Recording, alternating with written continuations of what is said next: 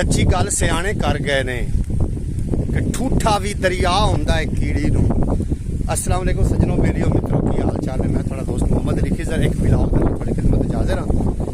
अज का जो व्लॉग है ये जनाब कारी मज़हर इकबाल फरीदी साहब जिहड़े कि 82 फाइबर कटोर वाला उनके इमाम खतीब ने, उन्होंने नाल मैं जनाब असीं शहर तक जाना, गड्डी का तेल भी बदलाना है जी। कारी मज़हर इकबाल फरीदी साहब तो पहुँच गए ने ते मैं एक व्यू लेंदे चली। ए जी कटोर वाला अड्डा कटोर वाला हुण अलहमदुलिल्लाह इस ते आबादी होना शुरू हो गई है।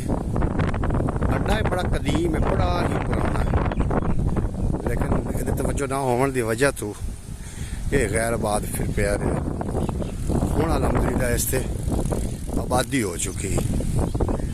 फाइनली मैं कटोर वाले अड्डे ते पहुंच गया थी। आओ कारी साहब तुसीं सानूं गड्डी विखा सकना? आओ गड्डी आओ छां ते खड़ी करदे पे ने। अल्हम्दुलिल्लाह खैरियत साबर। हाँ जी फौजी साहब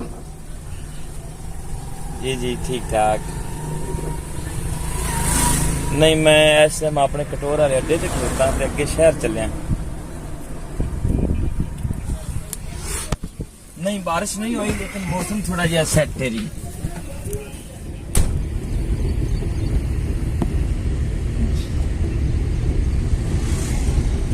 नहीं कुर्बानी तुसी अपने फौशुदगान दे नाम ते कर सकते हो, कोई हर्ज नहीं, लेकिन ये भी वो जरूरी नहीं है। जरूरी पहले जिंदा वास्ते है। जी हाँ अल्लाह पाक।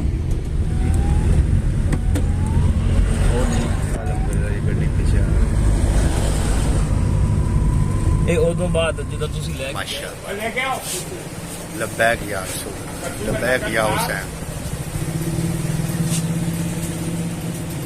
सर मिल गई किताब?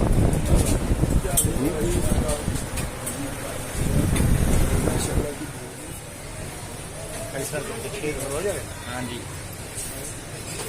कि मुल्ला आख्या फरिश्तियां नूं मेरा जन्नत विच पलाट है, मैं रब रब करके हर वेले कीता अपने नाम अलाट है।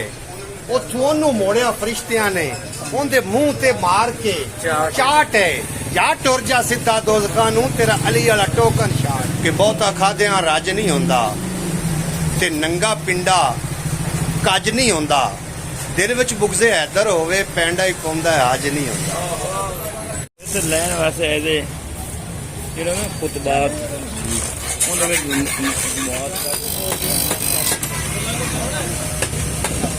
बकरा नजर आया ना, बकरा भी आप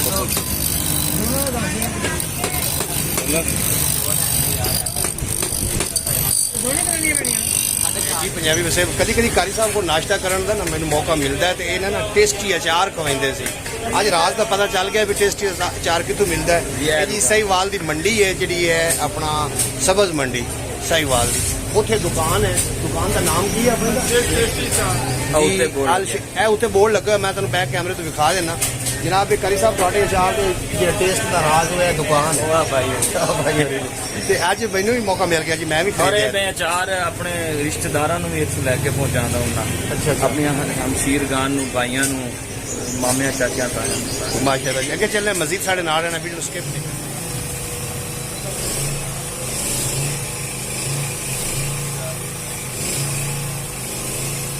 मस्जिद वास्ते लैके जाने साल हर साल तो इन्हें को खरीदने लगे हैं और थोक के रेट का सानू देंगे।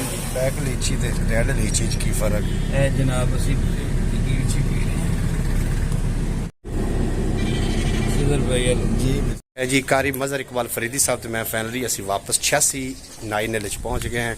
कारी शबीर अहमद रजा साहब जी इतों की जामा मस्जिद उन्होंने इमाम खतीब उन्होंने मिलना है तो असीं जाना तो वैसे बकरा लवन वास्ते, लेकिन धुप बड़ी आई तो बकरा लवन वास्ते कारी साहब का जो प्रोग्राम वो मनसूख हो गया। कल या रात में बकरा बंदा नहीं है, उम्मीद है आप की बकरा सही लग जाएगा। अच्छा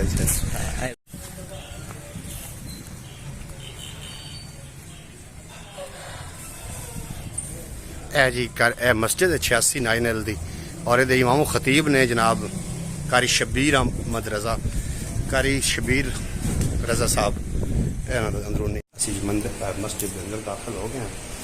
कारी साहब अंदर जो ने वो आराम फरमा रहे हैं। कारी मजहर इकबाल फरीदी साहब हम जगा रहे हैं। कारी साहब सुते हुए ने जी।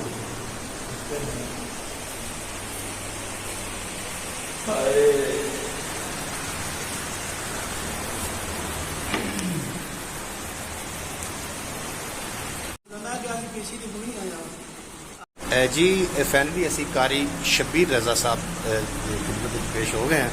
कारी मजहर इकबाल फरीदी साहब तो मैं काफ़ी वैसे धुप पाई तो कुर्बानी वास्ते बकरा लेना कारी साहब ने ते धुप की वजह तो शायद नहीं गए और कल का प्रोग्राम रखा गड्डी का AC का काम होना तो उस तो इलावा जो तेल बदलना तेल तो वैसे सही निकलिया पर वो जाया नहीं गया। यह 86 9 की मस्जिद है उन्होंने जो है ने इमामो खतीब कारी शब्बीर रजा साहब बड़े अच्छे इंसान ने और बड़ी मोहब्बत फरमाइंदे ने। आराम फरमा रहे हैं तो असं अचानक ही आए हैं बगैर पूछे दसे। जी असं कारी साहब को पहुँचे हैं। कारी साहब ने तकल्लुफ किया कोई समोसे कोई इलायची इन्होंने कारी साहब ने मंगाई बड़ी मोहब्बत फरमाई। जी ये कारी साहब ने साढ़े नाल बड़ी मोहब्बत फरमाई। उन्होंने कोई तकल्लुफात कर लए ने मना भी फरमाया सी मना भी किया कि अर्ज की कि जनाब लेकिन उन्होंने बड़ी मोहब्बत फरमाई।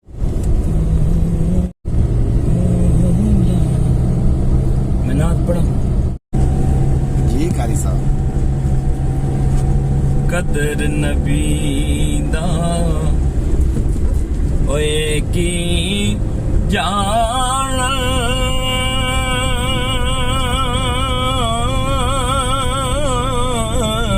दुनियादार कमीने